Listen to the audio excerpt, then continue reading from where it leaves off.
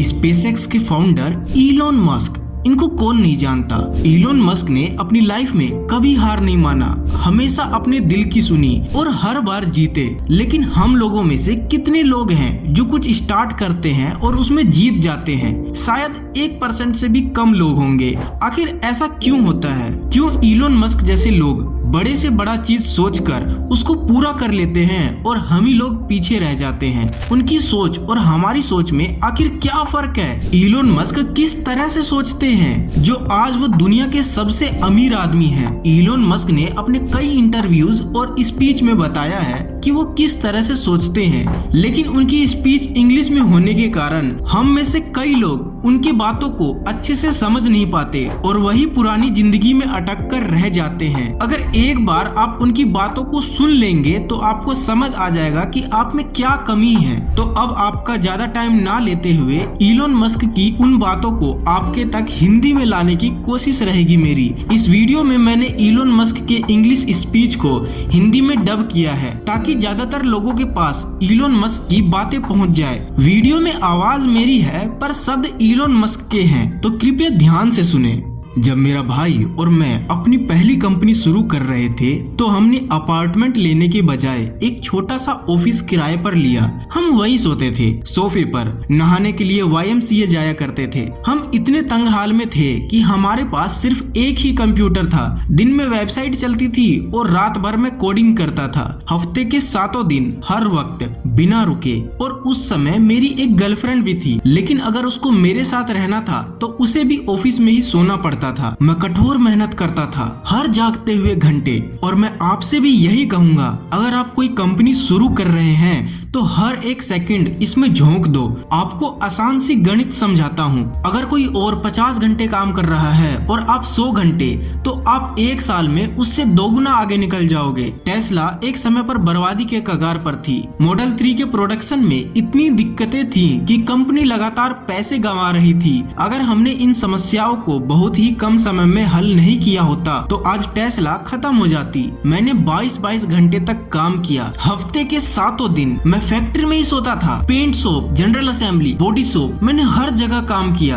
अगर आप किसी कंपनी का हिस्सा बन रहे हैं या खुद की कंपनी बना रहे हैं तो सबसे जरूरी चीज है महान लोगों को अपनी टीम में लेना। या तो आप किसी ग्रुप को ज्वाइन कर लीजिए जो आपके नजर में मेहनती हो, जिसे आप मानते हो कि वो मेहनत करती है। या अगर आप खुद की कंपनी शुरू कर रहे हैं तो महान लोगों को अपने साथ जोड़िए। एक कंपनी कुछ और नहीं, बस एक महान लोगों का ग्रुप होता है जो एक बेहतरीन प्रोडक्ट या सर्विस बनाने के लिए साथ आया है। तो हमेशा बेहतरीन और मेहनती लोगों को जोड़ो। और जब पूरी टीम एक दिशा में, एक लक्ष्य के लिए पूरी शिद्दत से काम करेगी, तब ही सफलता की गारंटी होगी। अगर आप सच में एक कंपनी की शुरुआत करना चाहते हैं तो अपने साथ महान लोगों को जोड़ना सीखिए, किसी भी कीमत पर। मेरे हिसाब से सोचने का सही तरीका है फिजिक्स के फर्स्ट प्रिंसिपल के आधार पर सोचना। मतलब दूसरों की नकल करने के बजाय चीजों को उनकी सबसे बुनियादी सच्चाई तक तोड़ो और वहां से लॉजिक बनाओ। यही तरीका आपको यह समझने में मदद करेगा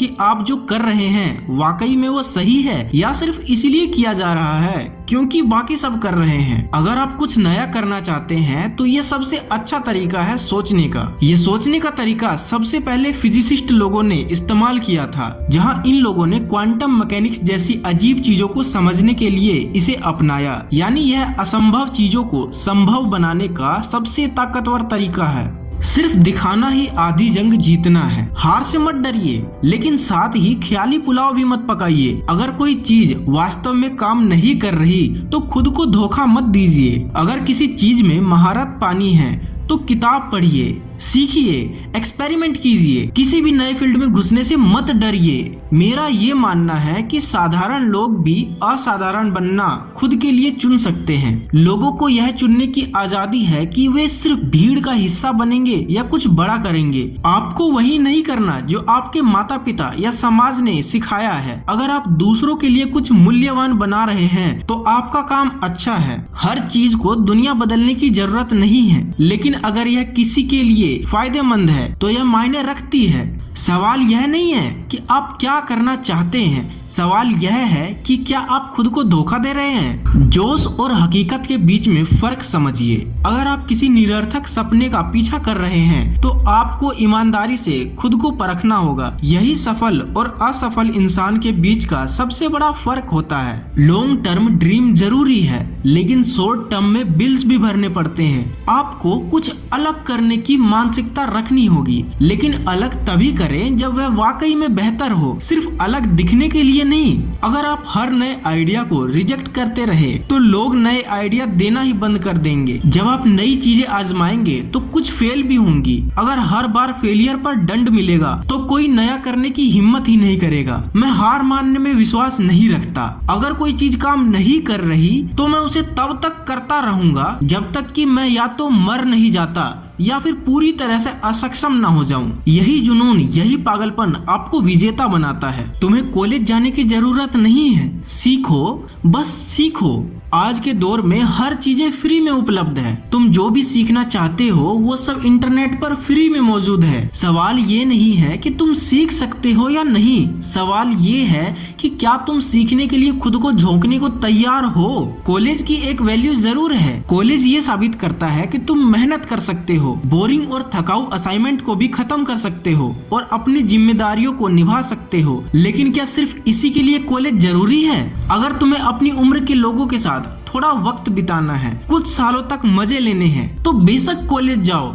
लेकिन अगर तुम्हें सच में कुछ सीखना है, अपने सपनों को हकीकत बनाना है, तो सीखने के लिए कॉलेज की चार दीवारों की जरूरत नहीं है। कॉलेज तुम्हें अनुशासन सिखा सकता है, लेकिन सफलता के लिए जुनून खुद जगाना पड़ता है। शिक्षा को जितना हो सके वीडियो गेम जितना मजेदार बनाना चाहिए। देखो, किसी बच्चे को वीडियो गेम खेलने के लिए कहने की जरूरत नहीं पड़ती है, वो खुद ही दिन भर खेलते रहते हैं, बिना रुके, बिना थके। अगर हम शिक्षा को ऐसा बना दे, इंटरैक्टिव और दिलचस्प, तो सीखना किसी पर बोझ नहीं लगेगा, बल्कि लोग खुद इसे अपनाने लगेंगे। सीखने की रफ्तार पर कोई सीमा नहीं होनी चाहिए। हर इंसान अलग होता है, किसी को गणित में दिलचस्पी है, किसी को विज्ञान में। हमें बच्चों को यह आजादी देनी चाहिए कि वे जिस विषय में तेजी से आगे बढ़ सकते हैं वहां अपनी पूरी क्षमता लगा सके, न कि पुराने सिस्टम में फंसकर बोर हो जाएं। अभी भी एजुकेशन सिस्टम ऐसा है जैसे बिना स्वाद वाली दवाई। आज की पढ़ाई किसी बोरिंग लेक्चर से कम नहीं है। एक टीचर सालों से वही लेक्चर रिपीट करता है, खुद भी उसमें इंटरेस्ट नहीं लेता। जब पढ़ाने वाले में ही जोश नहीं होगा तो सीखने वाले में कैसे आएगा? सीखना मजेदार होना चाहिए, न कि जबरदस्ती थोपा हुआ।